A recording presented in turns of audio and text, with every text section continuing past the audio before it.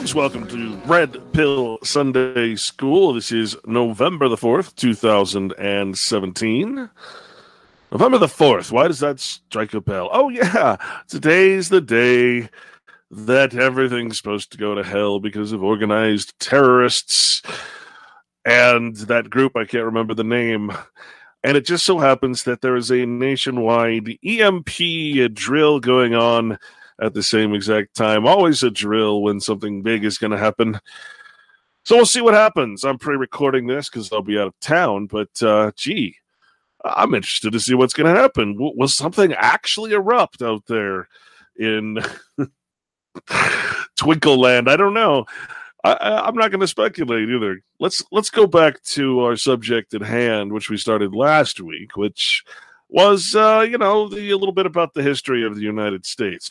History, first of all, has to be talked about, as we touched on last week. And I'm going to release a blog on this before I go. You can look for that at realityblogger.wordpress.com. Its title is A Matter of Time.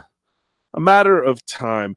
And I figured out, folks, there's certain pillars that you reach. There's certain heights that you reach when you just continuously research and look and try to uncover every stone. And I know anybody out there that's had those epiphanies, those moments of pure and utter clarity, not because you're reading something, but because suddenly it just hits you. And when it hits you so hard, it almost knocks you down. And now, all of a sudden, you can go verify everything that just hit you. You didn't think of it that way. Some new perspective comes to mind. Well, that's actually what has happened to me over the last couple weeks. It all started when I watched a video, actually, on Kurt Kellenbach's website. Someone sent me a link, and I watched a certain video about the Roman calendar versus the other calendar, which we'll talk a little bit about. And it struck me as something that I needed to look into, which was not necessarily the calendars themselves, but more the concept of time itself, who the timekeeper is. And, what I figured out, amazingly, because, last week we were reading the maxims that time doesn't affect the king. There's no statute of limitations upon the king or the sovereignty of the state. There is no time when it comes to the crime. They're immune from everything. Again, that is what sovereignty really is a state of lawlessness where you're ruling over other people. And this is, again, why no man is sovereign. The title, of course, the crown, has a sense of immortality or sovereignty to it. But, hey, men, they come and go. What really got me is that I truly figured out, just over the last few days here, that we're all stuck in the time domain. And that without time, no fiction would exist. There'd be no possibility for the fiction to even come alive or have any authority or power. Right? Without time, which is a construct of man, a language, a series of symbols and numbers to represent something passing, something past, or something future, even history. So what I realized is that without time, there would be no purpose to the legal realm. We say that God's realm, its nature, is timeless. Now, does that mean that the time doesn't pass? Don't read into it too much. Just think of it in the form of a language. Time, as it is recorded by man, is not the reality of time. It's a tiny speck of a very large and unknown entity, what we have recorded as time. But see, everything has to be registered. Your birth certificate is an event in time. It is based and built upon that single event. This is why they say it's not the cognomen or the family name, but the agnomen, named the status passed on by your father, which can be no higher than your father. And so your father, being an event himself, has issue to another event, and the event is recorded, it's time stamped, it's got the date, and I thought I'd let you people know out there, there's one thing on the birth certificate we haven't talked about, and that's religion or caste. Which role you've been cast in the religious realm. Yes, that's right. Your parents are actually invited to inform on which religion you are. Now, you might say you're one thing or the another, but your official record, until changed, will stand. Now, why do I bring that up? Because there is a sudden increase, a sudden rash of people who are actually writing in and changing their birth certificate. They're insisting, of all things, on changing their religion to atheist. That's right. People are actually writing in, changing the religion on their birth certificate without really understanding why, how, or what that is doing, accomplishing, or harming, and they're putting atheist. Yeah, pretty amazing. Pretty amazing that these people who really have no idea why they're doing it are doing more than most of us who do know. You know, you start a fad, you start a meme, and everybody starts following and not even conscious of their actions. It's amazing what we can do. Like robots, automatons. So we're all stuck in this time domain. Everything we do is recorded as an event in history, time. We're making history with everything we do. Every time we access the fiction, the name, the person, the place, the jurisdiction, the properties, the whatever we do, there is a timestamp. I can go to my bank statement.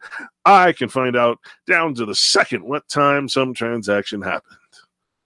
Right? I can, there's GPS now, and I'm sure that the GPS systems are tracking, like you've seen it, of course. It's tracking your movement. It leaves a trail of little dots, and every time you're at that dot, it's time stamping that you were there. You see, our whole history is turning into one big Google application, Google Earth. You know, on Google Earth, what you don't see are the thousands and thousands of layers that can be anything from, hey, pull up all churches, hey, pull up all African Americans, hey, pull up all this, pull up all postal workers, pull up anybody with this ID, pull up anybody with this chip, and you've got it on Google Earth, a virtual, well, it's a virtual world. A virtual world where every person, place, and thing has a point. The Internet of Things. You see, this is what is happening to us. That we're falling so far into the hourglass, into the simulation of the hourglass, into the time domain where everything artificial exists, all the legal stuff exists. Think about it. Of course, without time, what did we say last time? Imagine you get a bill for something. Well, gosh, when do I pay it? I'm not going to pay you this. But see, in the natural law, that's a duty. In natural law, that would be a duty you would immediately want to pay someone back in whatever it was, hopefully not money. But, love, favor, charity, but you're not required to, but it's a duty. Here, you've got the contractual obligation. And see, a contract is what? It's based in time. You've got the birth of the contract and the death of the contract. You've got what's called the execution or life of the contract. You see, in the time domain, a contract lives. Those who contract have virtual lives. This is the time domain. This is our problem. This is where all legal things, all things of the artifice exist. Think about a cartoon. What is a cartoon but a bunch of pictures? And when you move those pictures fast enough, you suddenly get motion. And each one of those little pictures has a timestamp. See, that's what I work with in my profession. The timestamp. Ah, yes. And you can go frame by frame, and you can see every single picture. And if you go frame by frame, and you look slowly at every single picture, well, then you realize that cartoon doesn't actually have life. If I look up the life of the person, Clint Richardson, what do I find? Oh, look, he went to the Mexican restaurant here at 5:15 p.m. on Tuesday, according to his record, his bank account, and that timestamp. Oh, look, over here, he paid some bills. Oh, look, here we have him crossing this street light. Oh, the chip in his license plate says this and this. Oh, his cell phone tracking says this and this. And you have a series of lines and graphs and everything else that makes up your current history. Can't have history in the future, obviously, but you could have predictive programming. You could have predictive software that'll probably guess where you're going. In fact, today I've noticed that some cars that have these navigation systems, they automatically say, hey, if you're going to work, looks like you are, you might want to take this new route. Wait, I didn't tell you I was going to work. How do you know I'm going to work? Well, because you go to work every morning at 8:30, it just knows. Just like when you're talking around your computer, which of course I do a lot of, it listens to me. And, you know, if one time I was talking about finding meeting rooms, and, you know, since that day, I've had the same damn ad for meeting rooms come up because I talked about it so much. I said the word meeting rooms so damn much, right? If I was to sit here and repeat the word crochet, gosh, I want to crochet. Gee, I wonder if there's a crochet store around. Hey, would you like to come crocheting? I guarantee that eventually my computer is going to start telling me about and showing me personalized ads because I've mentioned the word so much. Screw you, Da Vinci Meeting Rooms. I don't want your freaking business because you're a company that pays for internet searches and internet spying. Just, go away. This all because my history says I'm looking for meeting rooms in the next 6 months. You see, we're on this Google Earth, on this digital globe, whether it's flat or not, doesn't matter. Wherever you are, on that flat surface or that round surface, whatever floats your frickin' boat, because it doesn't really matter at this point, does it? Here you have the life of the person, the civil life, the spiritual death and journey of Clint Richardson, the legal artificial structure, the straw man. And here he goes on his commercial journey from day to day. Everything time-stamped, everything there. And I'm probably the least connected person. Imagine what you people who are so connected to your phone and your everything, your GPS, man, your whole life is being mapped out. Everything you do say, I mean, geez, how many end user agreements have you actually agreed to? How many times have you told Google, yes, baby, yes, go ahead, search my computer, take anything you want, share it all. It's okay, go ahead. It's in the end user agreement, and I say yes, and therefore it's all yours. I don't need privacy. I'm on Google. No one needs privacy if they're on Google. Oh, gosh dang it. I just said Google more than 5 times, and therefore I'm probably going to get advertising for Google. Forgot what Google means or what it meant in the old language, but it was something about being an idiot. Google, to trick or to deceive or to cause an illusion. I can't remember. That's what the word Google actually means.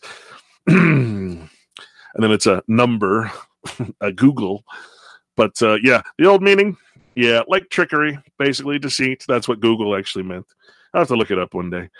But let's not get too sidetracked here. I just wanted to bring that up, this notion of time, because it's one of the pinnacle pillars that you can reach in understanding and perceiving the legal realm, this matrix, if you will, because it's all based in time. Without time and the recording of it, there would be nothing. It would have no power. It would have no statutes of limitations. It would just have nothing. So there could be no beginning or end to anything without time. And the beauty and the most wonderful concept of all in the Bible is that notion of timelessness. That yes, a man is mortal. Yes, absolutely, man is mortal, but he becomes immortal through his lineage, through his passing of blood. It's a beautiful, beautiful concept. It's the eternity, if you will. To live eternally is not to have a beginning and an end, not to have a birth certificate and a death certificate, not to have the execution of a contract, but to live and to provide and cherish everything because you know that your children are going to live, come in your footsteps, that their children will live and their children and will continue and thrive because you did everything you could to follow and preserve their nature and the nature around them. You're oneness. You're in oneness. You're in harmony and law with nature. Such a beautiful concept. It's, it's sitting there rotting on the shelves of people because they refuse to read it for what it is. It's so sad. I'm so saddened by that thought alone, that the answer is sitting on everybody's bookshelf or put in a closet or in a storage shed or in a hotel or, well, of course, it's everywhere. It has to be everywhere. It has to be openly accessible, because without the notion of the possibility of you accessing it, the fact that it's published and it's sitting there for you to read means that it's published, means that the system can operate because it has disclosed the law to you. It's your choice not to read it. It's your choice not to act in it because you haven't read it. It's your choice to absolutely hate it because you haven't read it and because you've heard around the way it's not a good thing. Like seeing or not seeing a movie based on what a critic says. But I digress, because we're talking about history. History is, of course, the recording of the time domain. And just to be clear here, let's consider this for a moment. Now, somewhere we got off track in time, right? Somehow we got separated from the former timeline, right? So right, we're living in an alternate timeline. Did you realize that? Oh no, I'm not talking about these false paradigms and these controlled psychological operations that are going on. I don't mean that kind of alternative timeline. No. I mean the legal system that started at year zero. This timeline that began at year zero. That was actually a different year. You see, we have three systems. We have the before Christ and the after Christ, right? The Anno Domini, or AD, and the before Christ, or BC. And of course, that's the Julian and the Gregorian calendars, basically the Roman calendar. The medieval term Anno Domini means in the year of the Lord, sometimes mistranslated as in the year of our Lord. In this system that we're talking about, this other calendar, it starts at 1, and it goes, and it's in the year 5778. Perhaps you think that's the Masonic calendar, the Jewish calendar, the Hebrew calendar. It's got a lot of names. But it tracks the AM, the Anno Mundi, which is Latin for in the year of the world. I won't even try to pronounce the Hebrew term for that. It is also the Hebrew version of that is from the creation of the world. So you know how they say the Bible, the real staunch Bible people, they're like, yeah, Earth is only 6,000 years old. Well, 5778 to be exactly, because the year 5778 on the quote-unquote Hebrew Anno Mundi, in the year of the world. You see, why do they say that? Because to them, this is the Babylonian creation story. So it's very difficult to not talk about this without going into all of the Amish and all the Babylonian creation mythology, which is actually what Genesis is a copy of. And it's very difficult not to talk about that while talking about this. So let's just trust me when I say the Babylonian calendar, my personal word for it. The year 5778 began at sunset on the 20th of September 2017 of the Roman calendar, will end on the 9th of September in 2018. So year 5778 began at sunset on the 20th of September. Okay? Ends on the 9th. Did you know that? Maybe you've heard that Masonically. Maybe you've heard that song, in the year 5559, right? But, otherwise you don't really hear about the Anno Mundi calendar. You don't hear about their true calendar, And I'm honest, I'll be honest, I can't go any farther and say anything more about this. I can see, though, that 2017 in their calendar happened. It seems like it happened 3,700 years ago. which means that we're all acting as historical characters, dead people, dead persons, right? In Mort Main, dead hands, and Cesta Cuvée, the dead trust, right?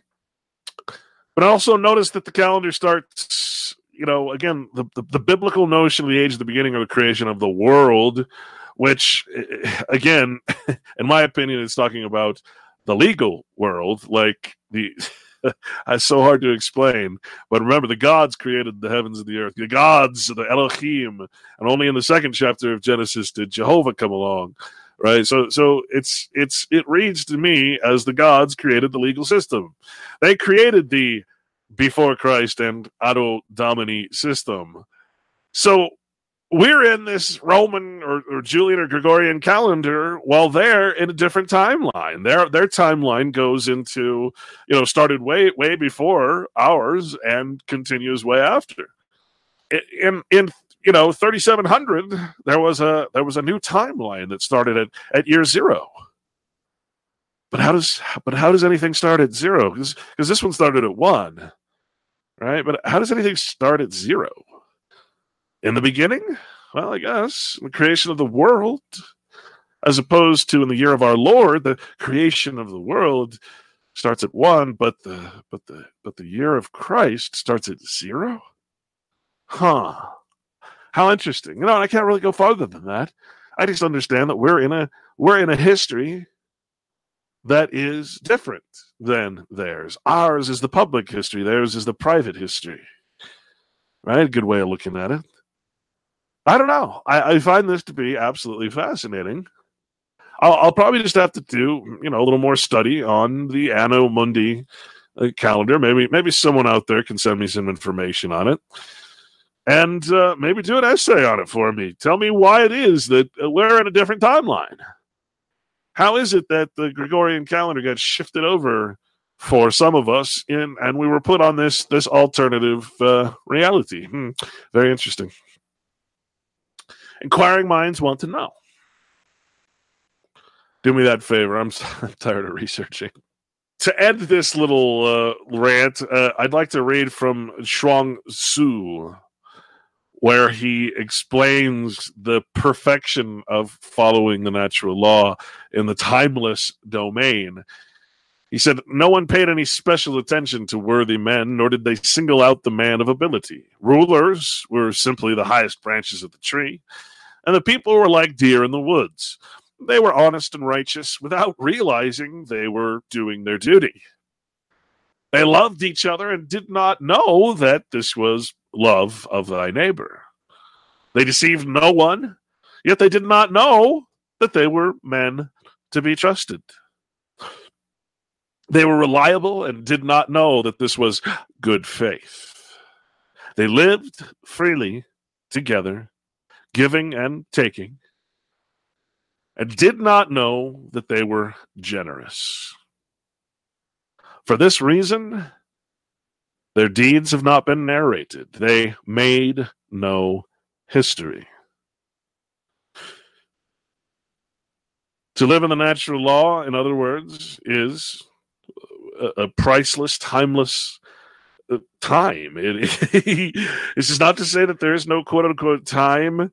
It is to say that the tracking, the history, the recording of it is false, is the cause of all of our problems. It is the cause of our characters, our reputations.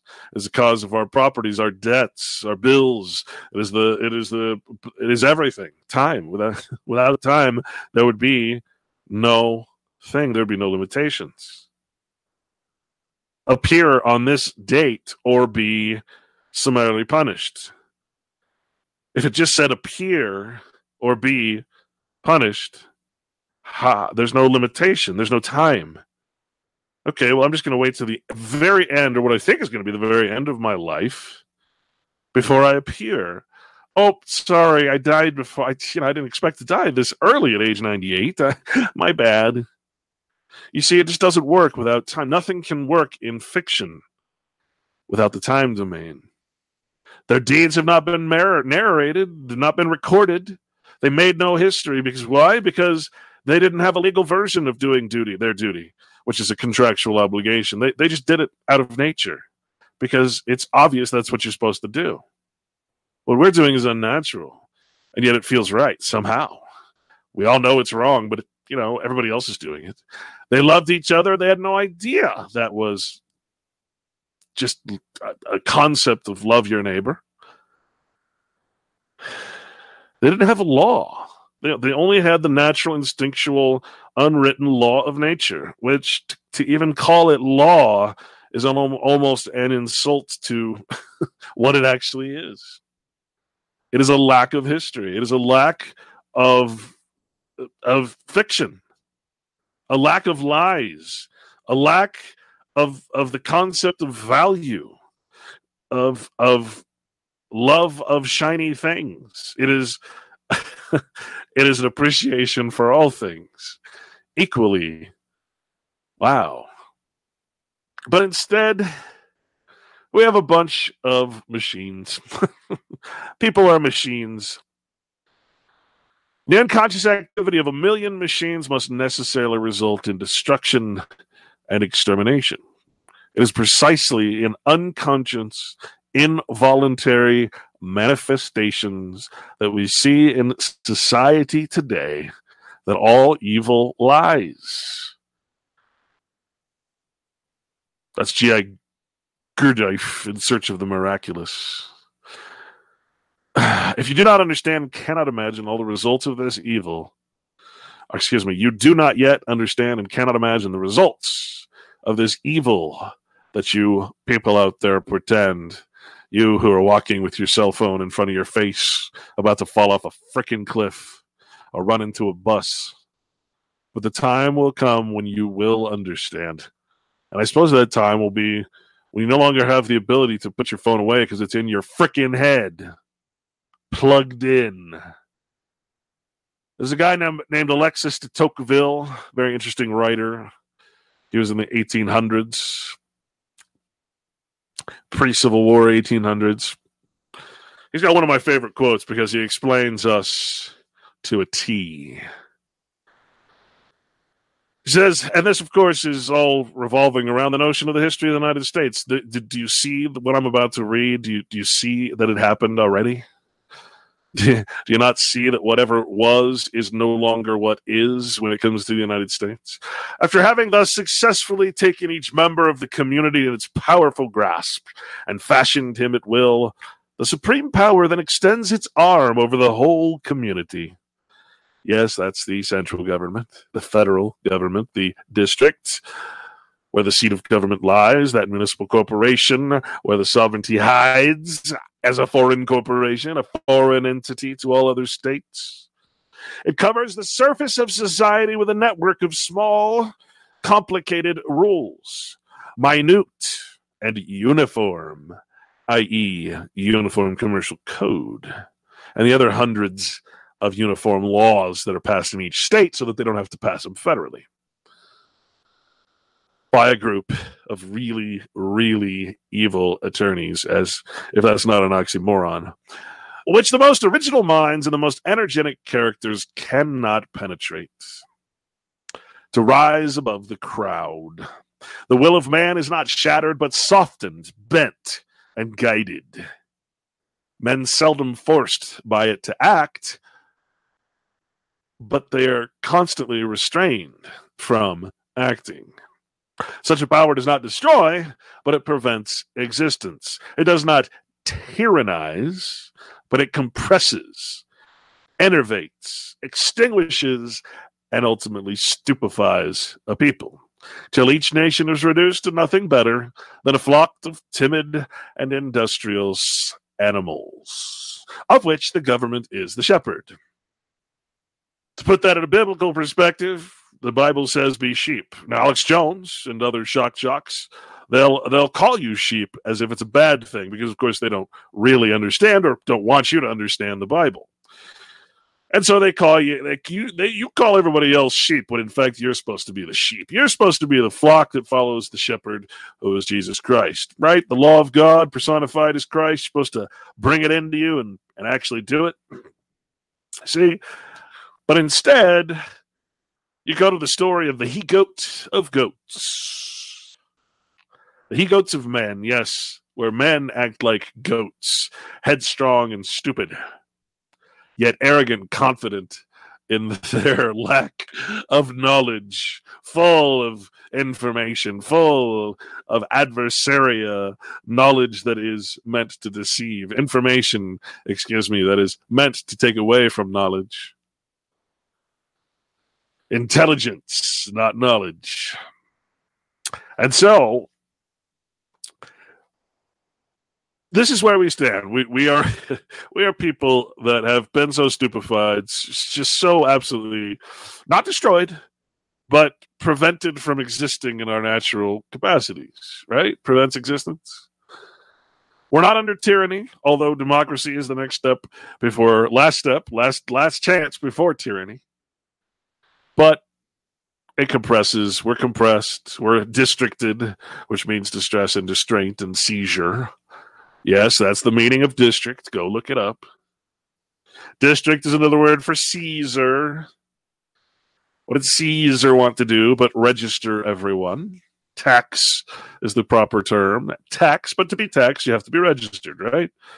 That's why everybody must be a global citizen, so we can have a world tax for a world government empowered and protected by a world religion, which is in turn protected by a world military force, unlike anything you've ever seen or imagined. Yes. You see, that is the ultimate consequence of governments that are left to groups, monarchical, bloodline-related groups, families, as we decided, Jews, which is nothing more than what was it again? Not a race, not a religion, certainly. Just a bunch of psychopaths who get together and rule the world and pass their estate that they have gained, their lands and their land holdings, and of course us, onto their kin, onto their bloodline. Now, I want to start today in our little historical journey, although we're already 30 minutes in. I want to start by going to some of the more interesting court cases that I have collected. Let's start here. This is from several cases, and I'll name them as I go. The distinction between national and state citizenship and their respective privileges are drawn has come to be firmly established. And so it was held that the right of peaceable assembly for lawful purpose was not a right secured by the Constitution of the United States. Although it was said that the right existed before the adoption of the Constitution, an exemption from compulsory self-incrimination is a fundamental right inherent in state citizenship and is a privilege or immunity of that citizenship only. Okay, what is that saying, folks, in Walker versus Savinet, 92 U.S. 90? It's saying that the notion of peaceful assembly for lawful purpose falls under the doctrine of compulsory self-incrimination. The state citizen has the right to get together and talk with each other, the private citizen. The United States citizen, however, does not. Because this is a constitutional quote-unquote right, which means it's a negative right, which means it is telling you that the government cannot do something, not that you can. Those who have private rights, reserved rights, who are state citizens, thus are protected by this particular aspect of the Constitution. It goes on. It says, although it was said that the right existed before the adoption of the Constitution, an exemption from compulsory self-incrimination, meaning you met together and were caught, is a fundamental right inherent in all state citizenship and is a privilege or immunity of that citizenship only. It also says the right of trial by jury in civil cases guaranteed by the Seventh Amendment, and the right to bear arms guaranteed by the Second Amendment. in Presser versus Illinois, 116 U.S. 252-265, have been distinctly held not to be privileges and immunities of citizens of the United States guaranteed by the 14th Amendment against abridgment by the states. And in effect, the same decision was made in respect to the guarantee against prosecution except by indictment of a grand jury contained in the Fifth Amendment, which was Hurtado versus California, 110 U.S. 515, and in respect to the right to be confronted with witnesses contained in the Sixth Amendment, which is West versus Louisiana, 194 U.S. 258. In Maxwell versus Dow Supra, where the plaintiff in error had been convicted in a state court of a felony upon an information, remember, a ticket is or is not an information depending on whether it's informing you of a court case, a crime, right? So it's an information. When I got a warning ticket, it told me straight up, this is not an information. Therefore, I knew I wasn't informed. They can't be enforced. But an information is something enforceable. That's why they have to timestamp it and put a date on there and say, appear here. It's an information. A plaintiff in error had been convicted in a state court of a felony upon information, and by a jury of 8 persons who was held at the indictment, made indispensable by the Fifth Amendment, were not privileges and immunities of citizens of the United States, as those words were used in the 14th Amendment. Now, what's going on? What is this whole 14th Amendment thing going on? What do you mean protected against the states? You see, this is what you don't understand. This is the big thing that people just haven't grasped yet. Now I'm going to pull up my favorite U.S. Code, Title 42, Section 1981. You know, I remember it was Hal Anthony, good old Hal, behind the woodshed, who actually turned me on to this first. And this probably was one of the most useful codes I've ever come across, because it's led to so many other important discoveries. It's just amazing.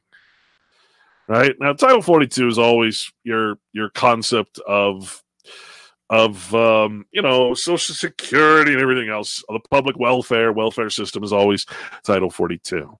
And here you have your Statement of Equal Rights. We've said this before. All persons who within the jurisdiction of the United States, which includes when you're in the states, the private states, shall have the same right in every state and territory to make and enforce contracts, to sue, be parties to sue, be sued, give evidence, and to the full and equal benefit of laws and proceedings for the security of persons and property enjoyed by white citizens, and shall be subject to like punishment, pains, penalties, taxes, license, and exactions of every kind.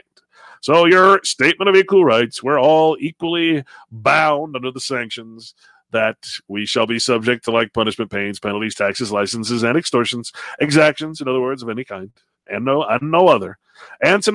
So what is this actually saying? Do you remember how it is that they verbalized the creation of a municipal corporation and what rights they give to those quote-unquote artificial persons? Corporations are artificial persons, right? Do you remember? They were given the right to contract and to sue and be sued, to be parties, give evidence, etc., right? You just need an agent, attorney. And so you find that, hey, you're a person, just like the municipal corporation is a person at law, and you have the same right in every state and territory to sue and be sued. Wait a minute, that's the same thing as a municipal. So you're saying that I'm equal with all persons. All persons are equal. Wait a minute, that includes corporations? Well, persons is defined as individuals, associations, corporations. Wait a minute. So I have equal rights under the law with even my city, which is just a municipal corporation, or i.e. person, and any person, or i.e. corporation, or association, or district, or anything else it creates. I have equal rights. I can sue and be sued by it. I should treat it as just another person. Does that seem strange to you? Why? You're in fiction. You're in a freaking cartoon created by a combination of Ted Bundy and what? Andy Warhol. I mean, you're no drug could possibly create this. No CIA-backed fucking drug could ever create such a strange place as the legal fiction. And you're concerned that you're no different than a city? That you have the same rights as a city? That you can sue and be sued as a quote-unquote person? Why is that surprising? It's fiction. Do you think that the programmers of the Matrix can't make the Matrix look any way it wants? Or do anything it wants? Or create any status it wants? Do you really think that it's bound by anything? It's fiction. It's bound by the imagination of the gods that create it, the artistes who create the devils that create the legal system. What makes you think there is any limitation to the king, to the sovereign? And this is important because guess what? You think that your municipal corporation is the sovereign government. It is not. It has nothing to do with sovereignty. Its sovereign is that which allowed it to be incorporated, which is the state. It doesn't have sovereign capacity. No city, and therefore no officer of the city has sovereignty. Sovereign is the state. Just like if you're a private citizen, the state is your sovereign, and if you're a U.S. citizen, the corporation, the United States is your sovereign. But to the United States, the corporation that's housed the seat of government in Washington, D.C., it has a sovereign too. It's called the people. You see, citizens don't have the rights guaranteed, the guarantees of the 10 Bill of Rights. They are for state citizens, i.e. we the people and our posterity. You see, you must get it out of your head that you are one of them and they are one of you. You must get it out of your head that Jews and Christians can live side by side. You must get it out of your head that your opposite, your adversary, is also yourself. Yes, to know yourself is to know your enemy, absolutely, because that's ignorance. A lot of times it's voluntary ignorance. But you must stop equating yourself to these quote-unquote people who created, first, the colonies. What is a colony defined as? A plantation or a farm where they can hold slaves. Secondly, the states, which are just colonies, which are still plantations and farms. But we've moved on from involuntary slavery into voluntary slavery according to the 13th Amendment, which makes room for the 14th Amendment, the feudal, contractually feudalized slave, one who volunteers to be in a performance debt slavery.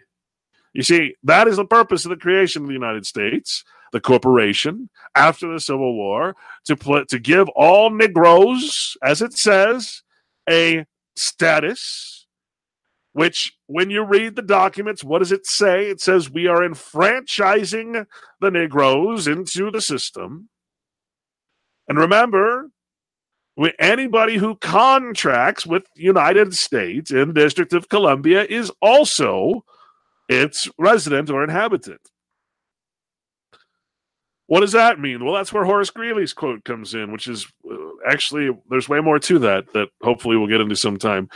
Where he says that it wasn't that we elevated the slaves, it's that we lowered the common people, whatever your nature, your color, your blood, if it's not being tracked, right, to a common enfranchisement, a common freedom, a common wasteland, basically, common place for all slaves, all workers, all those employed or used. This is what the United States is. Why did the states then create these Bill of Rights?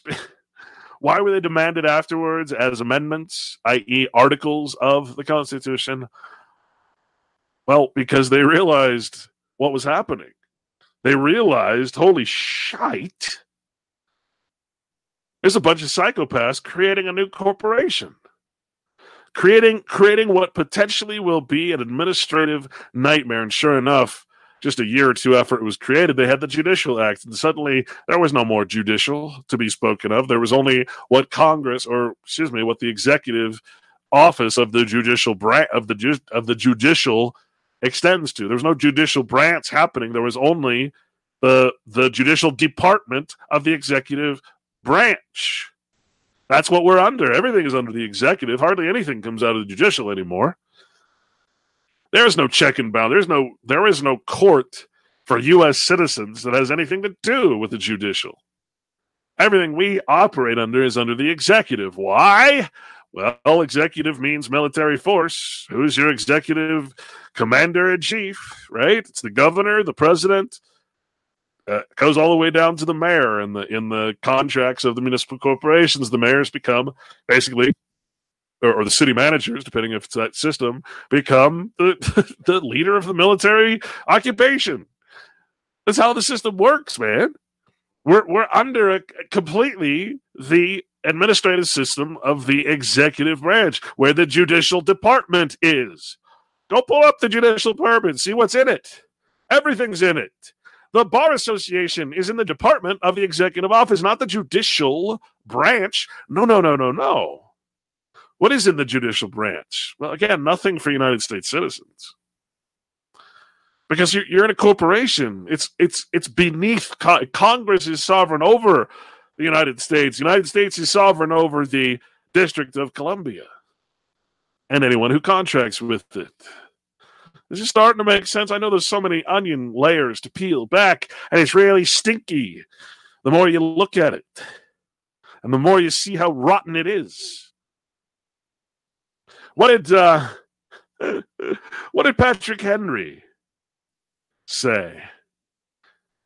He said in 1788, Orations of American Orators, he had something really interesting to say. He said, "My political curiosity, exclusive of my anxious solicitude for the public welfare, leads me to ask who authorized them," meaning the framers of the Constitution, "to speak the language of we, the people, instead of we, the states."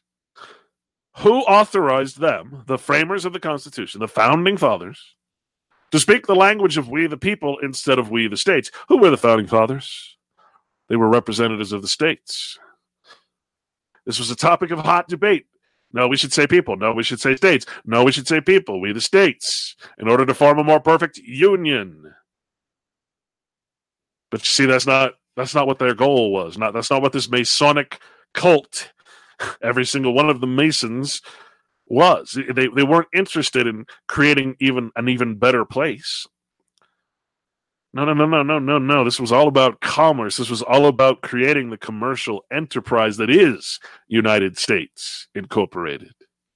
Not the United States of America. No. United States, the corporation that we read about last week. John Dickinson, who was a Delaware delegate in 1787, he said, "Let our government be like that of the solar system. Let the general government be like the sun, and the states the planets.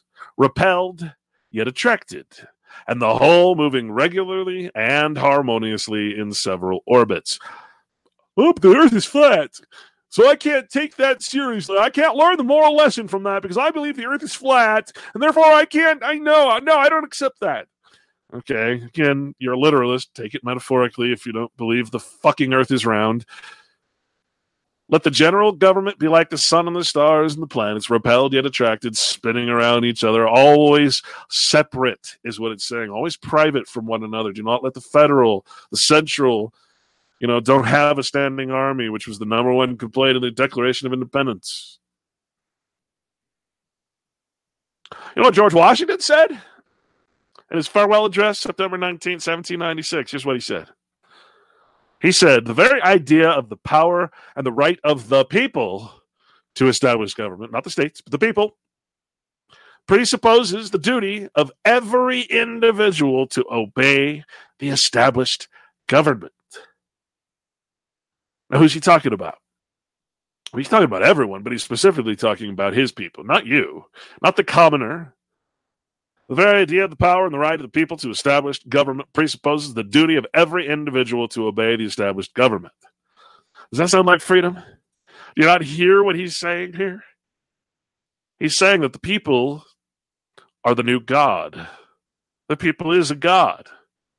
The presupposition of God is to follow God's law, that you would follow God's law. The presupposition and the idea of the power and the right of the people as a God, as a single corporate entity to establish a government, presupposes the duty of every individual to obey the established government. What was the purpose of establishing the government of quote-unquote United States? Well, obviously, to have every individual obey the established secular government. Well, I don't know what to tell you. Yeah, so let's go back to this here for a second. The framers of the Constitution, who gave them authority to speak this language, we the people, instead of we the states? See, this is the question that I kept asking. Because I understood that when the Constitution was signed, it was signed by the delegates of the state. And they put their name. And if I'm not mistaken, then they put the states, and weren't they listed according to state? So I always thought it was the states. And indeed, you look up the word state, it means people. People means state. People also means nation. People mean, it could be any people. What is people? You're defining the term by which geographical or legal jurisdiction you're putting it in. So here we have Patrick Henry, who was very, very dissenting.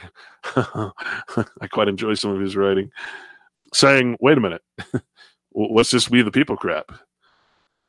So you think that's a good thing. You think it's great until you realize someone finally tells you, hey, people is capitalized. That means it's not all people. If it were all people, then there would be no reason for the United States, because all people in the freaking world would be part of it. So it has to be exclusive. You admit that much. Can't be any other country or nation. No. We hate them. Rah, rah, rah, USA. No. So it must be the people that just happen to be here. Yeah. No. Most of those were indentured servants and slaves. And slavery was not made illegal by the Constitution, which tells you it's not a good thing. We the people instead of we the states. Why did they have... Why?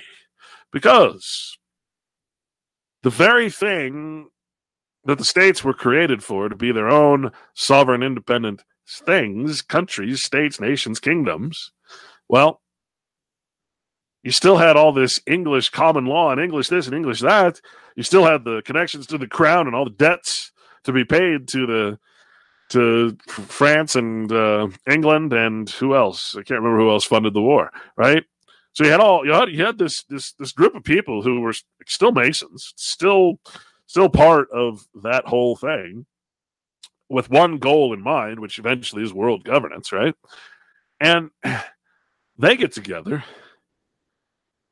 They decide that they're going to create a new form of government, not a strengthening of the actual union, but a new form of government. What? Wait a minute. So you still have the union, and that is still operational. The confederacy, as you will. Remember, confederacy or confederation means conspiracy, combination, or what's the other word? It means a plan between two or more people, right? Well, that's what a confederacy is, right? Plan with two more people to do some harm. Well, it was harmful to take the lands of England and call them their own, so it was a conspiracy. You can't argue that. It's fact. It's not. I mean, it's because you don't like the word, or you think it's just the legal language. You learn not to have an emotion about it. You learn not to worry about what you think it should mean and recognize what it does. This is why it's so important to recognize what anarchy truly was meant to mean throughout history, not what this quote unquote movement says it means. Right? You got to understand how it should be applied in language. And of course, the whole purpose of nihilism is to destroy meaning, right? There's nothing left in the anarchy movement. It's already been done, right? There's no purpose in it anymore. Revolutions already happened. They failed. Right? All they're doing now in these movements are attacking even ever more the meanings and foundations of law and the words that make up that law. That is essentially what I see coming from the quote-unquote anarchy movement. It has no purpose. It really does not. It sells T-shirts. It is the subject of many tattoos. It's cult mind mentality. Sorry if that offends you, But anyone who calls themselves anything has a cult mind. If I call myself a Christian, I have a cult mind. If I call myself a Jew, if I call myself American, I have a cult mind. It's part of the culture. Don't be offended. Again, these are just words. Why is truth so offensive? And you know, one word here on Masonry as well. Don't get me wrong. You know, I had never even thought about or heard of Freemasonry except for when it. You know, I grew up in California, for God's sake. Sure, right? I mean, talk about a wasteland. So, you know, Masonry out there was never a public thing. It wasn't just a known entity like similar to organized crime. It's just a known entity. You know who the gangsters are. You know, right? So you look like friends that I have from the East Coast, say Ohio, places like that, even where, you know, Mansfield, all those old oil or steel towns. It's like, you know, I talk about Masonry, and they're like, "What? What's the big deal about Masonry?" I don't understand. Where I'm from, anybody is a Mason. You don't do anything unless you're a Mason, right? So to some people, Masonry is just like, what? What's the big deal? Right? It's everywhere. Everybody knows that you're a Mason if you're a police officer or a judge in any kind of high power. That's how they get away with murder. Everybody knows that. What's the big deal, man? That's how they excuse themselves. That's their great secret. They don't have any secrets. It's the great secret. All it is organized crime. The judge says, hey, you're free because you're a fellow brother Mason. You gave me the sign. That's their big secret. It's just organized crime. That's all it's ever been. And that's all the United States was. Masonic crime being organized into a new government. I'm sorry, you know, am I being unpatriotic? You want patriotism? Yeah, you're gonna have to go somewhere else. Sorry. See, because the word patriot is one of those words I dissected, and I said, inquiring minds want to know. And you see, patriot, take the word apart, Pat, riot. Pat means to be controlled, and riot, well, gee, that's an opposition. So when you really think of what a patriot is, controlled opposition, a Pat riot. Huh? Damn. Gee. And, you know, oh, that's not what it means. Really? Are you a riot? And are you being controlled? Or are you out there in the streets with pitchforks and hammers and guns like you always pretend you're going to be? Right? Your little wet dream? No, I don't see it happening. So you're a controlled opposition, a Pat riot, patriot. Oh, sorry. This is not freaking Patriot Radio. That's Fox News. What this is UCY TV, which I'm sure would love me to state at this point that my opinions are not its own. But then I'm not really giving you opinions as much as just trying to beat the truth into you. See, most of these things I'm reading. I'm not telling you my opinion. When I talk to you, I don't talk to you because I want you to know my opinion. I talk to you because I want you to know what a judge is going to tell you, what an agency with agents of governments are going to tell you. Not what I'm going to tell you. It doesn't matter what I think. I'm a very, very tiny fish in a sea that will not allow me to go upstream. So, hey, there's plenty of other places to go if you want to be catered to and be called a good patriot and gun owner and all of those little, oh, you're such a good American. Oh, let me pat you on the back. Oh, see, you're your own version of snowflakes. Like a dog that just can't stand to be complimented with a treat. Oh, you're such a good American. Oh, you and your Second Amendment t-shirt have just changed the world. Oh, we love you. Oh, soldiers. Oh, let's get taboo. Let's get taboo here. Oh, you soldiers, you've done such good for this country. You've gone into countries that can't defend themselves, just beat the shit out of them so that we can have peace at home because they hate us. They hate our freedom, our franchise. And so we come up with slogans. The history of slogans. My God, it would be an interesting documentary to make about the propaganda that's ever come out about the military. My God. What was one? Support the troops, but don't support the war. But support the troops, don't support the war, however you say it. Well, let me ask you something, folks. You see, to anybody aware, that's a complete assault on reason. Support the troops, but not the war. Support the troops that are causing the freaking war, but don't support the war? Wait, how can war happen without troops? Can anybody explain this to me? How in the hell can a war happen without troops? Oh, but the troops are innocent. Wait, how can you be innocent if you're the thing causing something? Support the troops, but not the war. You see, that got shortened to just support the troops. Everybody forgot the unreasonable part. It's completely illogical, makes no sense whatsoever. And yet everybody around me is like, yeah, I support the troops, not the war. And then you hear the tagline, you hear it in the talk stream, mainstream media. You hear it on all the talking shows. You hear it in all the patriots. Yeah, I support the war, I support the troops, but not the war. Wait, is that right? Yeah, that's right. That's what I'm supposed to say. Does that make sense to you? Really? Really? Let me break it apart. Any way you add it up, it amounts to bullshit. And the most interesting thing to do would be to make a documentary of all the bullshit that's come out to support a military that is, one, a standing army against the Declaration of Independence, and two, that has been involved in 55 illegal occupations of different countries, etc., etc., etc. What were some of the other ones? A force for good. We're a force for good. Here we are with our big arsenal in the ocean, about to attack a country that has no navy because it's not on the ocean. But you see, we can fly our jets off our boats and bomb the hell out of them because they don't have an air force. That's yeah, good. Oh, support the troops. Wait a minute, the troops are flying the planes, the troops are dropping the bombs, but we're a force for good. What? Yeah, if you see, what we don't commonly do is remember that when they say we're a force for good, you got to remember that to evil thinks evil is good. We're a force for depopulation. Oh yeah, okay, well that's good, right? That is their version of good. We're a force for spreading nuclear radiated material on our weapons and therefore causing birth defects and more depopulation. That's because we're a force for good. Okay, that's good. Okay, great. We're going to drop napalm and burn everybody to a crisp in the forest and make sure nothing grows there for a few years. Trademark Monsanto. And, because we're a force for good. It's good to incinerate every life form in existence. It's good because we're a force for good. Really? Yeah. I buy that about as much as about support the troops and not the war. What a line of crap! I've just been told that once again I must state clearly that the opinions of the hosts are not necessarily the opinions of UCY.TV. Thank you very much. You can see I'm kind of in an ornery mood.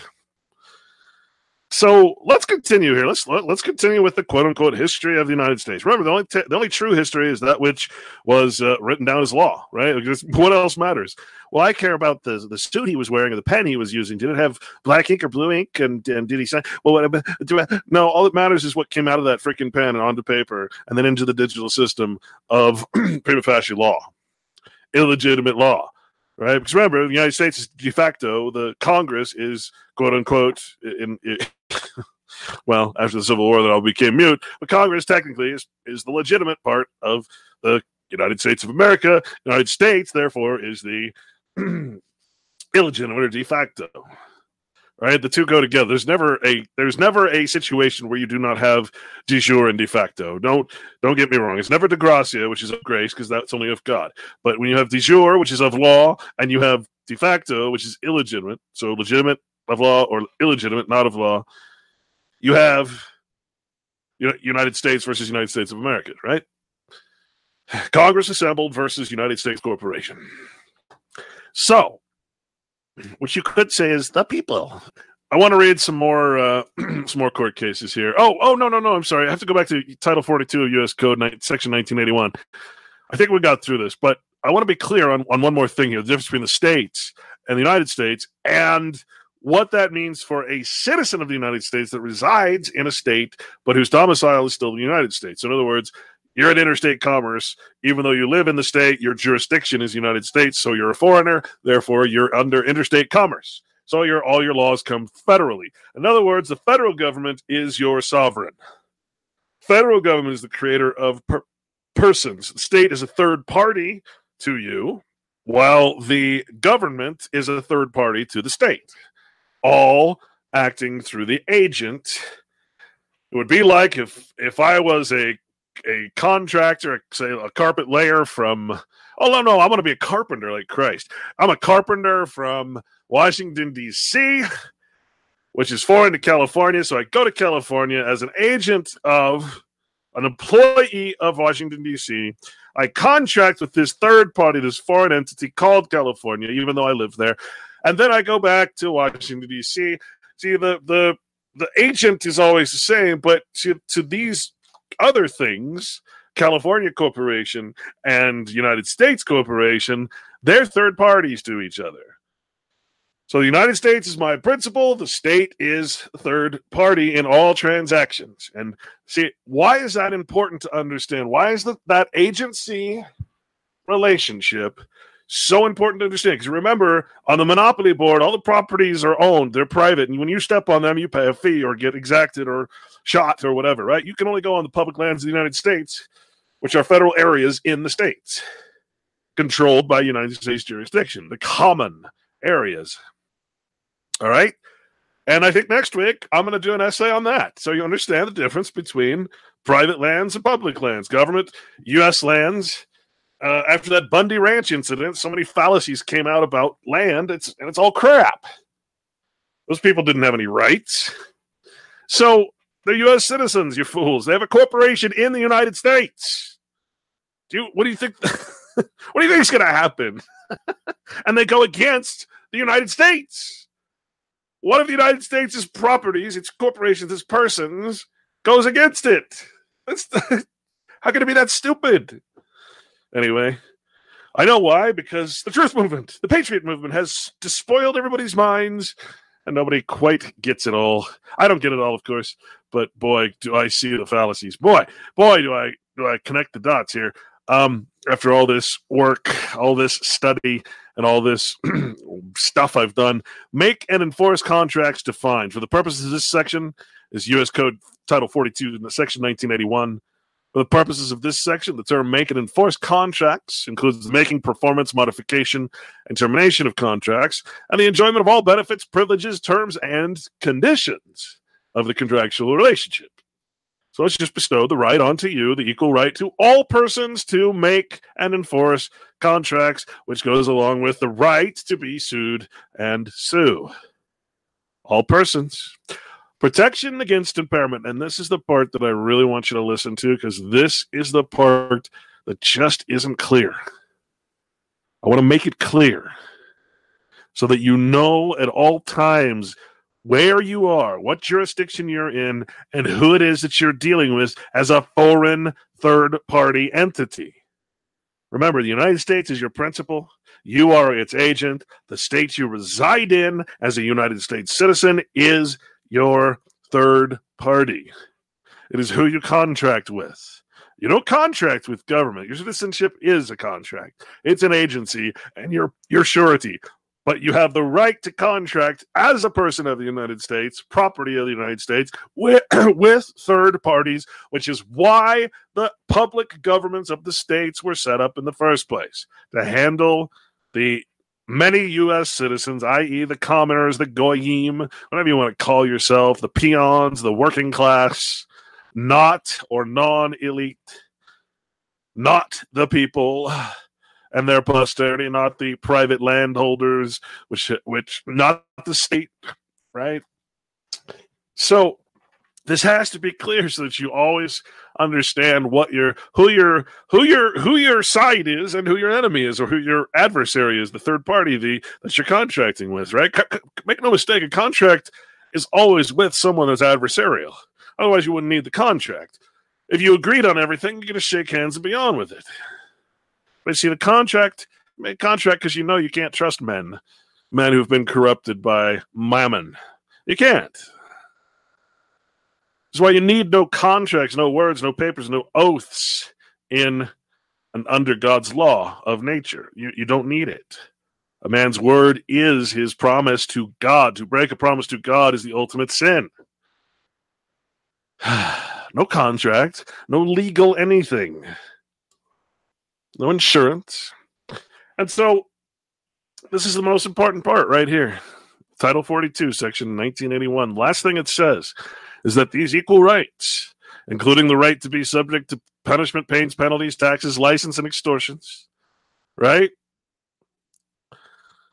These rights, including the right to make contracts, make and enforce your performance debt, and the right to contract, be sued, be parties, give evidence, et cetera, et cetera, et cetera. Basically, the equal right and full punishment of the law, equally, amongst all persons.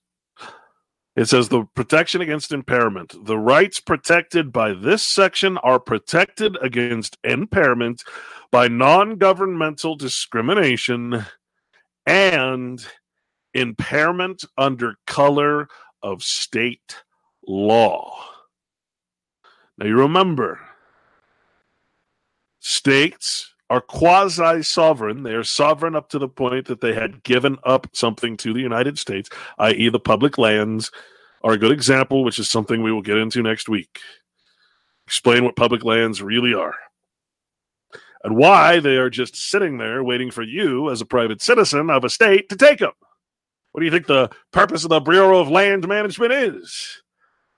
This is all land ready to be taken, but see, nobody's responsible. Everybody's caught up in the United States. You can't be a landholder in the United States.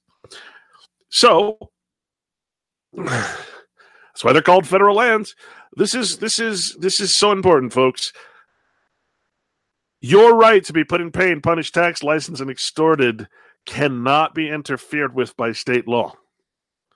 Your right to be harmed and just absolutely harassed by the IRS, by the CIA, and whoever's doing it nowadays, the NSA. Your right to be completely and utterly controlled and manipulated and forced to do things that no man should ever do cannot be impaired by state law.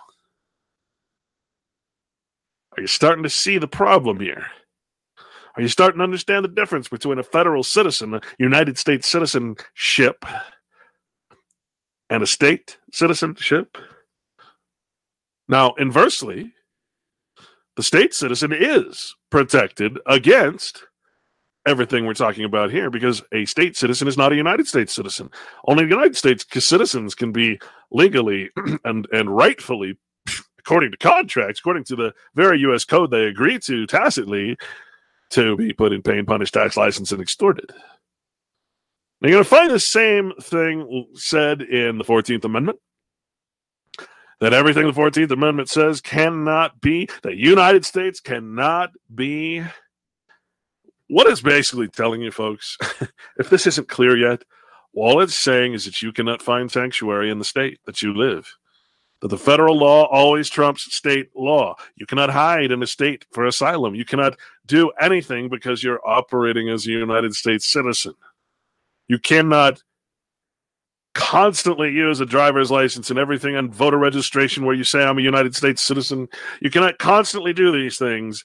Ignorant as you may be that you're even doing them, doesn't matter to them. You're doing it anyway. Right? You can't keep doing these things and say that you're not bound by United States law or that the state law will somehow protect you, the state court. You got to get over the romanticism about what these states are if you're not one of the people of the states. If you are not a private citizen, that romanticism has to go whoop, right out the window with your frickin' idiotic patriotism. Why? Because you're not the United States of America. You're in a corporation, a matrix created to hold you in a feudal state according to a voluntary contract as an agency in a third-party relationship. Can I make it any clearer? I don't know. Maybe. But what I want you to know before we move on is that United States citizens have no rights to be protected by the states. Do not ever look to the state to protect you. You are a foreigner under a foreign law. Now, does that mean you don't have to follow state laws while you're there? Absolutely not. Nope, you are absolutely required as a citizen of the United States to follow the local law of wherever you visit. Whatever country, under the law of nations, etc. Right? And that includes the states.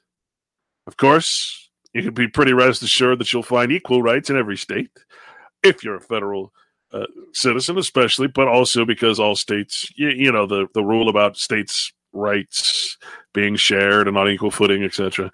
Doesn't count for everything, but, you know, Still got the pot smoking rules and that. Remember, the federal law is, how do I say this? You know, you're a United States citizen. You vote in a state election to make pot legal. That does not make it legal for a United States citizen to smoke pot in the United States, the corporation, the jurisdiction. This is why they can still crack down on you at any time. You are not smoking marijuana lawfully. You're smoking it with a license from the state, which offends the United States law. The only reason that they're not coming after you is because they've said they're not going to. That's it.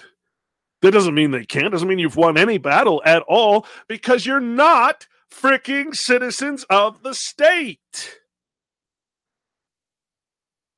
Do you think it matters that you have a state license that says you can medically smoke marijuana when you're a United States citizen and under United States law is your sovereign law? It's the law of the land, and the state constitutions recognize that. They say it right in it. Do you think that you're actually protected from the federal government by having a state license when you're not, when you're a foreigner in that state?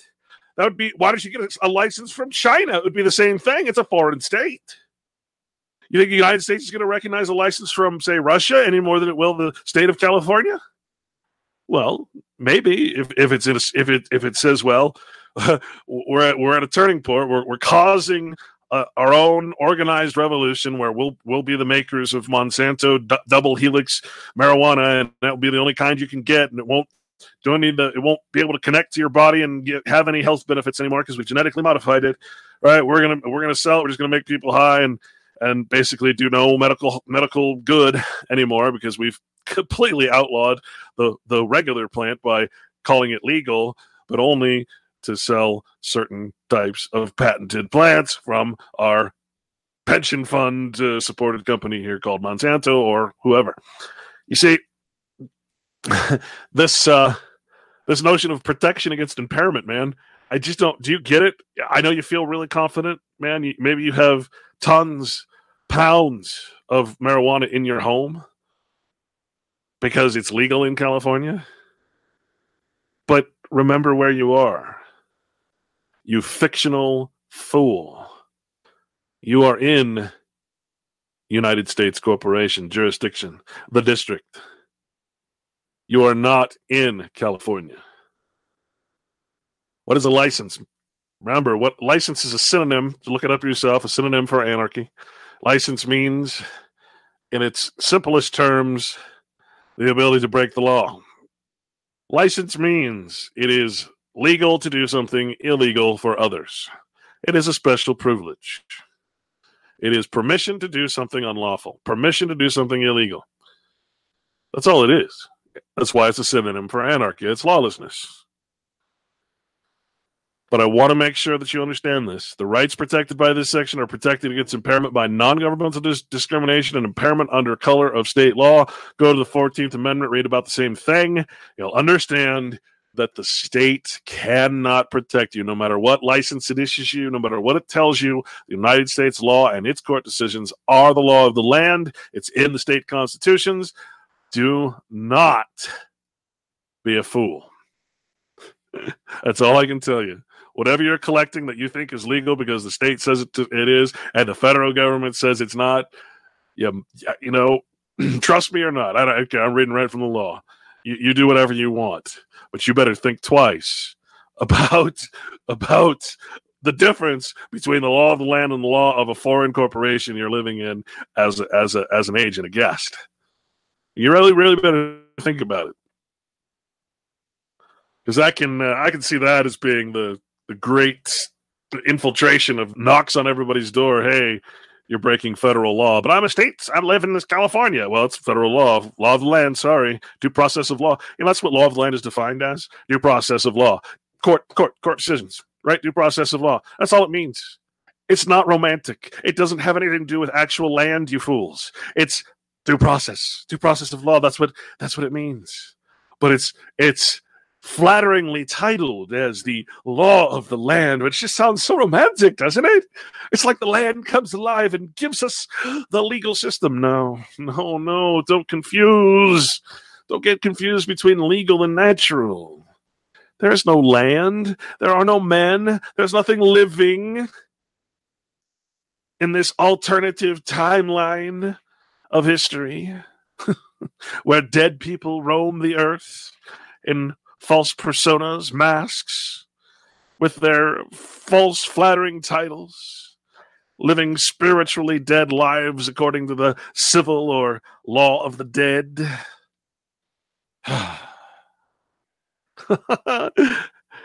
What sucks? What sucks is that I get it. I can see the whole damn picture. It's like a chessboard. You can see 20 moves ahead. But how do you communicate this stuff, man? How do you possibly put all these dots in this massive connected dot puzzle into one show? How do you possibly not have to go back 20 steps every time you say something to talk about? This is impossible. That's why, it's the reason why I guess I decided to write it down. Okay. Point taken. You have no protection under state law. You are a United States citizen. Again, start acting as what you are portraying yourself as. Start acting as what you appear. Because if you try to act as if you're something out you're not, well, it's going to harm you. And there's no state law that's going to help you.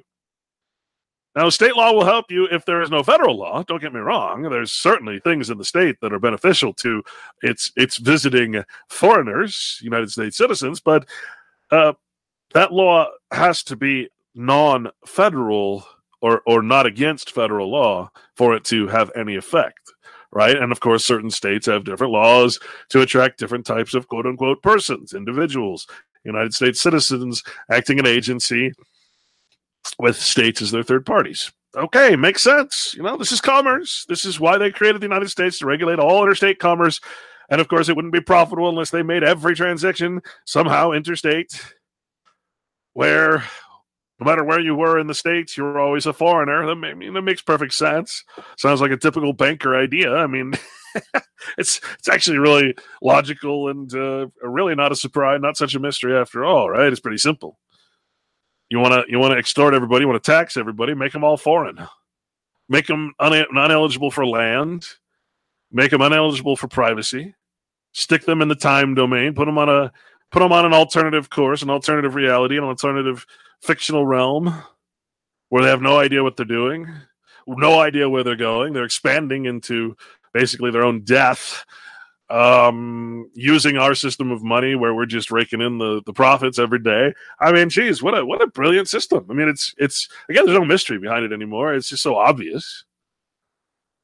I used to have emotional response about it, but at this point, I'm just as the Bible says, with the acquirement of knowledge also comes the acquirement of great sorrow. And I can attest that is such a true statement. That you really have to keep yourself. I think if I wouldn't have found the Bible, if I wouldn't have found the words, the meanings within, I don't think I would have kept going. I already quit once. Said I was going to write. I quit twice, actually.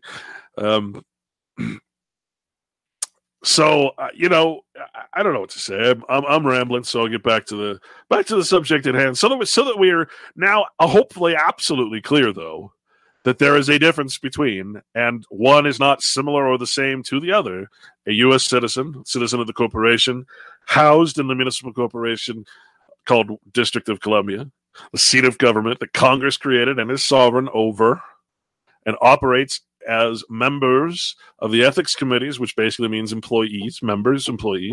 They created themselves jobs. They created Congress, created the entirety of the U.S. code, which includes the president, the Congress, etc., right?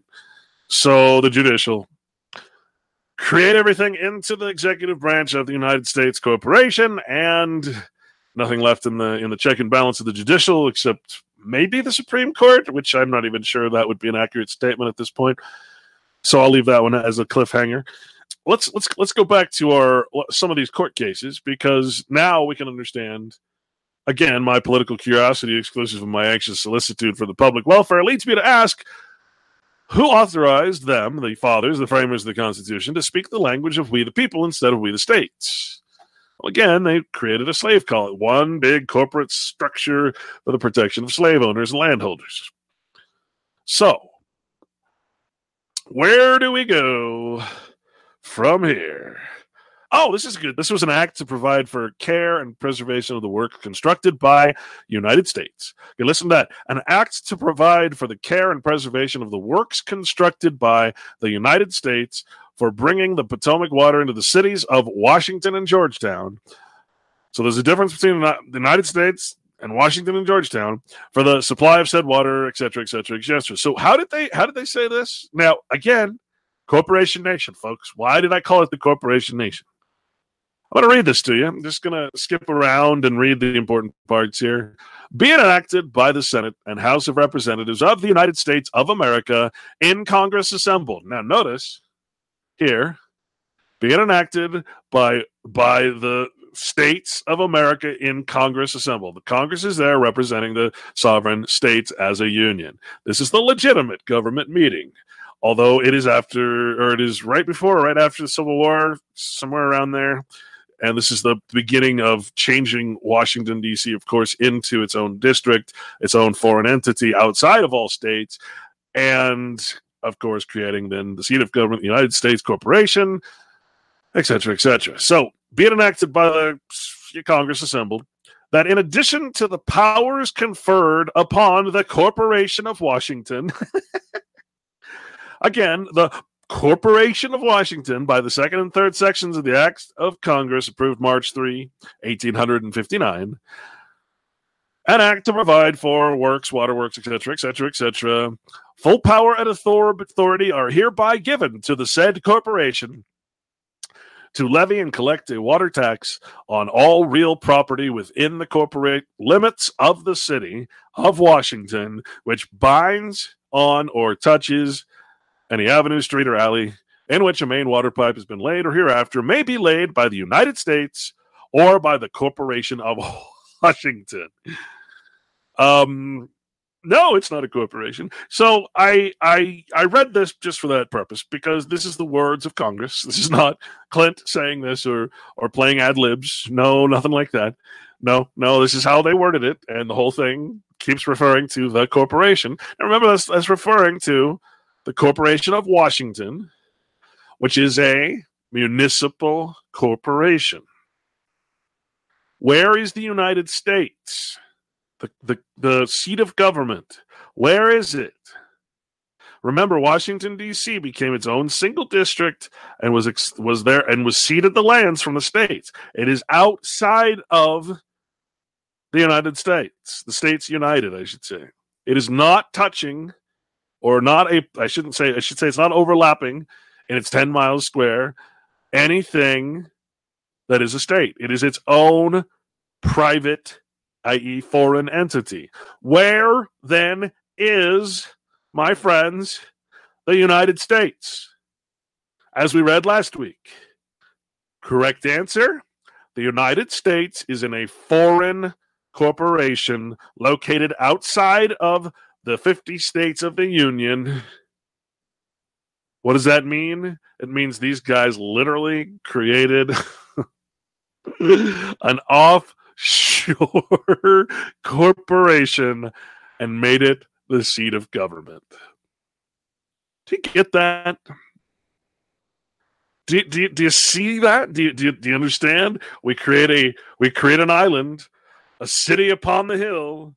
We make it the seat of government inside a corporation, a municipal corporation, and we rule from that foreign place. We extend our jurisdiction through purchase and through conquering the states. We, with our standing army, we force them into new constitutions, new compacts. We create federal areas through the Buck Act. We call them the public lands, public places, etc., which are federal lands. We force the states, before they sign the constitutions, to include the new enabling acts, which say that we give up the right to all public lands. As the state, the people, the state, we give up the right to all public lands. If you pull up enabling acts, you'll see that in every constitution after the Civil War, which is why, and we'll cover this next week, which is again why it is that the United States is holding so much of the public lands that are what you think are parts of the states, but in fact, in the Constitution and of course, the enabling acts, which allowed the Constitution to be created by the United States, we we said, okay, part of this is that we have to agree to give up all public lands, and that's in some states that's more than half of the land. Nevada, for instance, I can't remember the numbers, 30-something% or whatever it is, 14% in like California, et cetera, et cetera. Utah is something like some crazy number, 80%. So it's all federally controlled land, and the state has no authority upon it. Which means when you're on that land, your authority is the United States or any rule that the state has made that is not in competition or against United States law. It is so important to know at all times where you are and not to let romanticism and history blind you to the truth.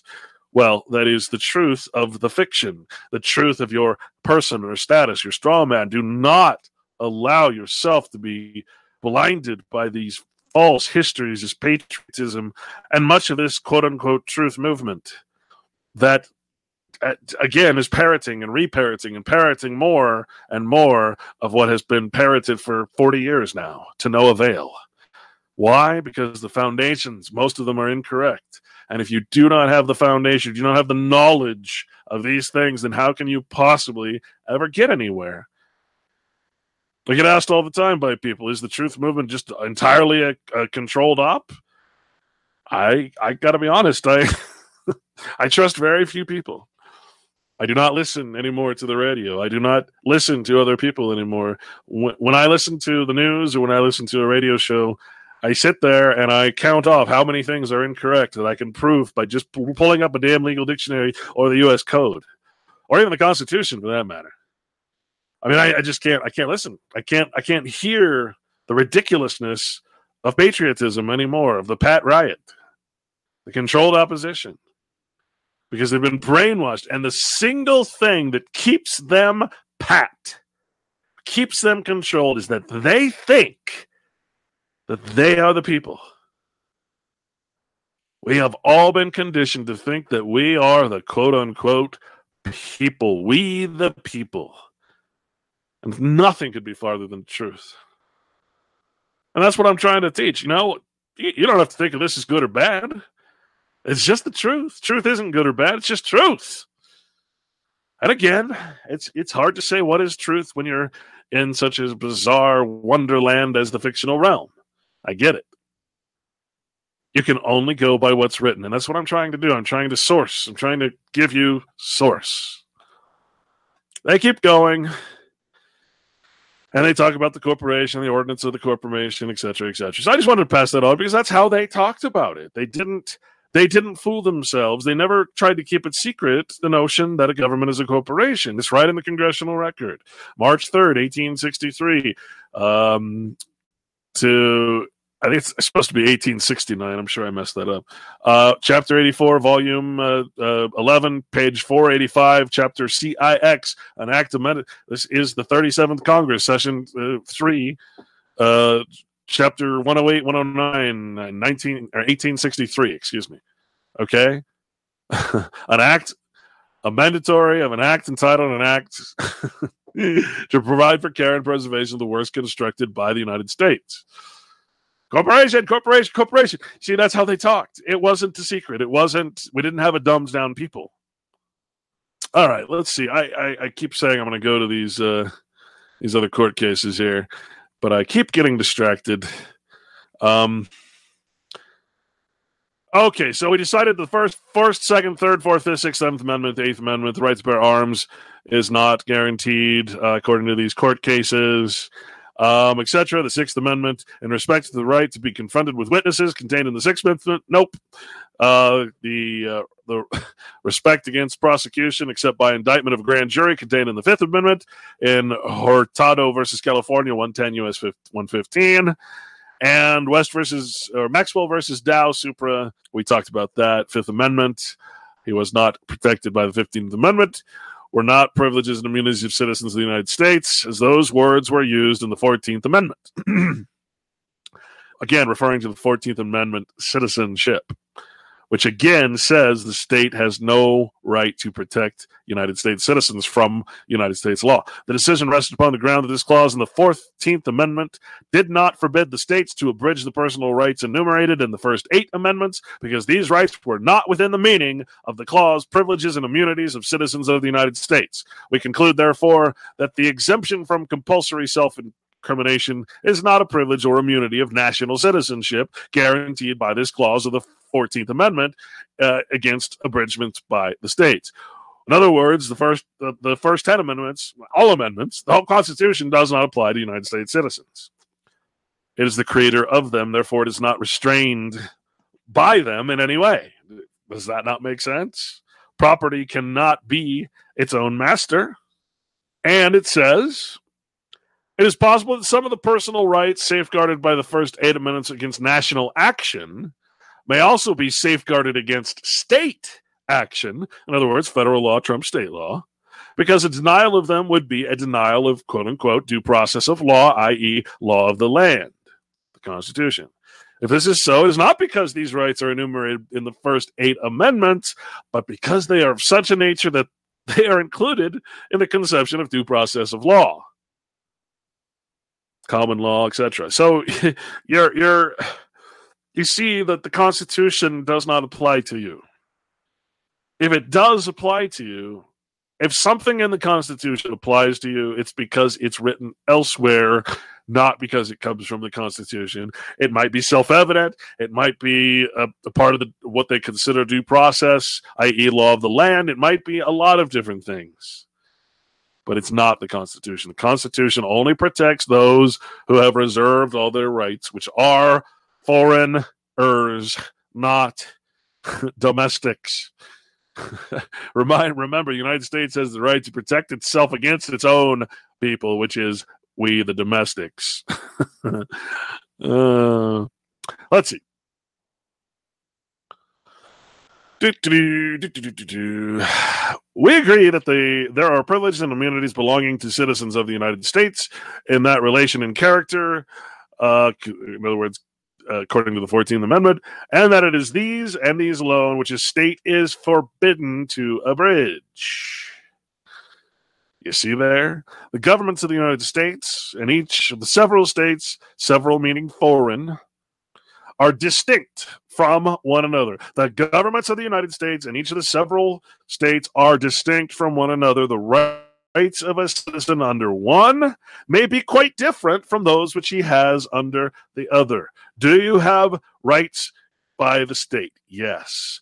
Do you have rights given by the United States? Well, they're forced upon you, and yes. Does a right of the state give you the power to ignore a right of the United States that's forced upon you? No.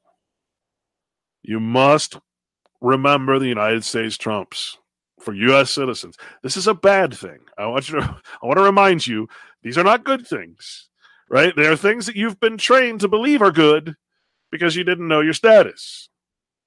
You're trained to be patriotic. You're trained to have Stockholm syndrome over that which has kidnapped you and cheated you out of every ounce of your family's property. Well, remember, the only true property you have is your child, your blood. And it is your duty to recognize private property, not a legal obligation, but a duty under natural law. You don't call it property per se. You just call it what's right. I don't know how to explain it. If you don't get it, it's a negative right. I don't have the right to mess with you if you've claimed some land. Okay, it is quite clear, the court declared. The observation of the court in the United States versus Cruikshank, 92 U.S. 542, that the right of assembly was not secured against state action by the Constitution must be attributed to the decision in the slaughterhouse cases that only privileges and immunities peculiar to United States citizenship were secured by the Privileges and Immunities Clause, and to the and to the further fact that at the time it had not been decided that that right was one protected by the due process of law. Goes into this case, Corfield versus Coriel, 4 Washington, C.C. 371, etc. The privilege or immunity asserted in the slaughterhouse cases was the freedom to pursue a common business or calling alleged to have been infringed by the state monopoly statute. It should not be forgotten that the court, in deciding the case, did not deny the contention of the dissenting justices. Remember, the dissenting opinion is just as powerful as the good opinion. The bad opinion is equally as legitimate, can be used in any other case. Did not deny the contention of the dissenting justices that the asserted freedom was in fact infringed by state laws. So the judge did not disagree that there was an infringement by state laws. It rested its decision rather on the ground that the immunity claimed was not one belonging to persons by virtue of their citizenship. You cannot claim immunity to state laws because you're a United States citizen unless that state law is against the Constitution and laws of the United States, is what it's trying to say. It is quite clear, the court declared, page 74, that there is a citizenship of the United States and a citizenship of a state, which are distinct from each other and which depend on different characteristics in the individual, i.e. your blood, your plus knowledge, and it held that the protection of the Privileges and Immunities Clause did not extend to those fundamental rights attached to state citizenship, which are particularly the creation and concern of the state governments. You don't get that. You're a United States citizenship. And which Mr. Justice Washington, in that case I just mentioned, mistakenly thought to be guaranteed. The privileges and immunities of citizens of the United States, it was pointed out, are confined to the limited class of interest growing out of the relationship between the citizen and national government created by the Constitution and federal laws. How was the citizen created? What was it created by? The Constitution and federal laws. That limitation, what was the national government created by? The Constitution and federal laws. What's the national government? United States. Where is it? In a foreign corporation, a municipal corporation called Washington, D.C. Where do citizens exist of the United States? Well, only where the United States extends its jurisdiction on public lands, public places, i.e. the Buck Act. That limitation upon the operation of the Privileges and Immunities Clause has not been relaxed by any other decisions of this court. This court case goes on. After the adoption of the 13th Amendment, a bill, which became the first Civil Rights Act, was introduced in the 39th Congress, the major purpose of which was to secure the recently freed Negroes all the civil rights secured to white men, none other than citizens of the United States were within the provision of the act. Okay, this Civil Rights Act did not apply to state citizens. They don't need it. They're not civilly challenged as we are. There can be no doubt that the civil rights, sometimes described as fundamental and inalienable, which before the war amendments were enjoyed by state citizenship and protected by state government, were left untouched by this clause of the 14th Amendment. Didn't affect states. See, it's federal. It's foreign. It's a foreign law. State citizens are not United States citizens, and vice versa. It is quite clear then that there is a citizenship of the United States and a citizenship of a state, which are distinct from each other and which depend upon different characteristics or circumstances in the individual. Slaughterhouse cases. On the other hand, from Jones versus Alfred H. Mayer Company, 1967, on the other hand, there is a significant historical fact in all of this. Clearly, one of the purposes of the 13th and 14th Amendments and of the 1866 Act and Section 1982 was to give the Negro citizenship. What is a Negro? Well, it's a black dude. No, it's someone who has more than a quarter of their blood that is, quote unquote, African American, whatever, black, whatever the word is, I don't know. But Negro is a tincture of the blood. In other words, one that is not considered a white person. That's all it means. U.S. citizens are not considered as private citizens or white persons. That's what it means. The rights of citizens of the state as such are not under consideration in the 14th Amendment. They stand as they did before the adoption of the 14th Amendment and are fully guaranteed by other provisions. That's from U.S. versus Anthony, 24 Federal Case 829-830 from 1873. Back in 1873, they're telling you this did not affect the rights of citizens of any state. only the common workers who were not eligible to be landholders, private, etc.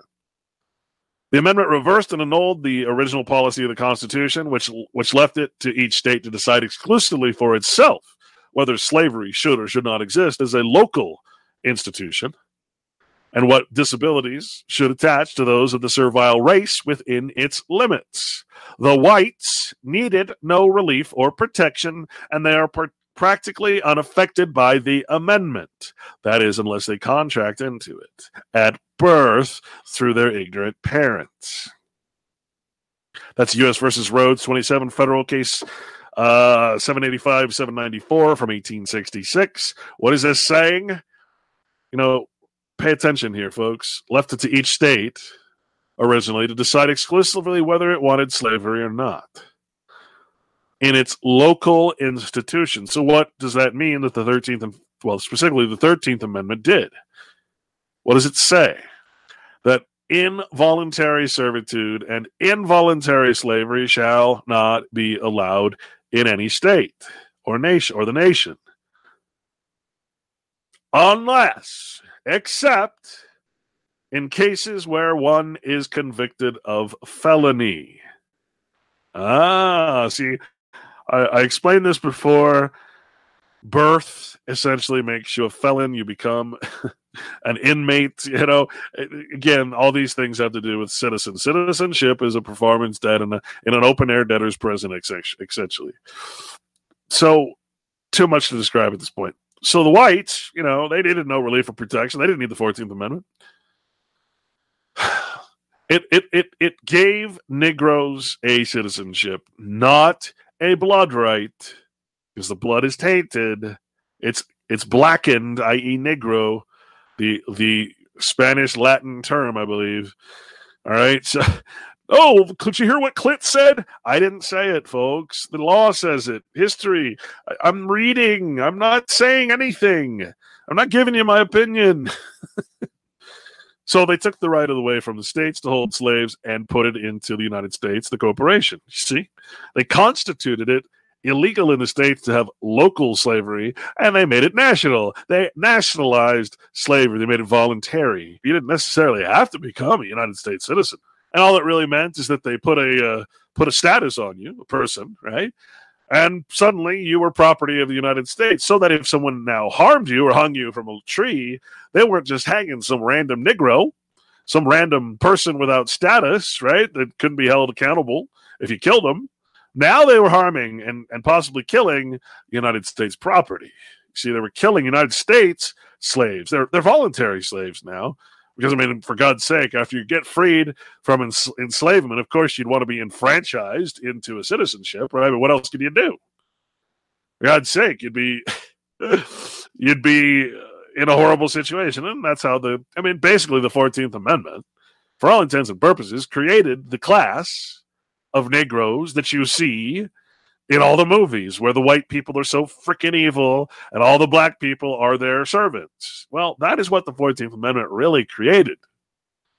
Voluntary servitude, voluntary slavery. That is what the 13th Amendment created. The 14th Amendment then created the status that would fall under. The name, United States citizen. That didn't exist before. There was no United States citizen before that. Not in the term of being a quote-unquote national citizen. There was only state citizenship. So here again, it says, when we talk about freeing the slaves, we mean the freedom of the slave race. Right? What is that saying? The freedom of the slave race? It still considers it a slave race.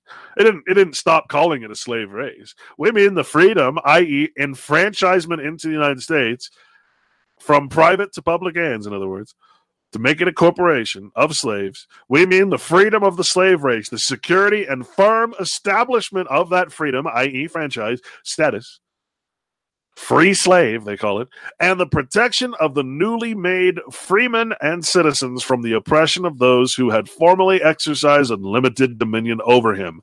What does that mean? Hey, United States just stepped in as your organized crime circuit. We took over all your Negroes. We took them away from you. right? They're not working on your plantations for free no more. You want to hire this Negro, you're going to have to pay us some taxes over here in the United States so we can grow out of control and someday dominate you and make you pay taxes. You see? We're going to steal your children's land, by the way. You see, they created, I should say they continued at calling it the slave race. Right? They didn't become white persons just because they became United States citizens. They continued to be the slave race, according to these psychopaths that created this slave colony in the first place, that continued it after the Constitution, and then transferred it slowly, incrementally, and finally by the 13th and 14th and 15th Amendment after the Civil War into a nice enterprise corporation located in a foreign district. You know, it's a really incredible history when you see it for what it is. But don't make any mistake that this was the creation of a corporation that not only supported slavery, but later enfranchised slaves into its quote-unquote citizenship, its membership. And make no mistake, freedom, when you say freedom and you call it a slave race, you can mean nothing else but enfranchisement, emancipation. Look these terms up, folks. But it is just as true. Each of the other articles was addressed to the grievances of that race and designed to remedy them as the 15th. We do not say that no one else but the Negro can share in this protection. We do not say that no one else but the Negro can share in this protection. Hey, we didn't say this United States citizen thing is only for Negroes. Hey, what about you, indentured servants? What about you over there who are getting harassed by the landowners of your state? What about you who aren't getting fair wages? Come one and all, the Goyim, the Borg, the bourgeoisie, come to the United States. Sign your name, even though you're completely illiterate. Just put an X, that's all we need. Be a citizen of the United States. Get the same rights as the slave race. Oh, wait a minute. Get the same equal rights as all persons. Yes, all persons have equal rights. Equal rights with the slave race. Yes, that's what you need. And you see, now all that really happens is that suddenly, when you go and you burn or hang a Negro, which again, I don't mean to make light of that at all. Please don't take me wrong. I'm trying to expose this history, not poke fun or think it's funny. I'm really trying to expose this is our history. We need to face it and stop being a part of it. Stop supporting it. Stop being its members. Right? If you're not happy with the services you're getting from your gym, what do? Do you find another gym? Do you quit the gym? You go work out at home? What do? You quit? You become a state citizen? Maybe you quit? You join a monastery? I don't know. I'm not trying to make light of this. I'm trying to tell you this is the truth of the situation in a metaphoric way. Basically, all this meant is that you can no longer hang a Negro and use the word Negro as an excuse because it's now property of the United States, a slave, essentially, of the United States.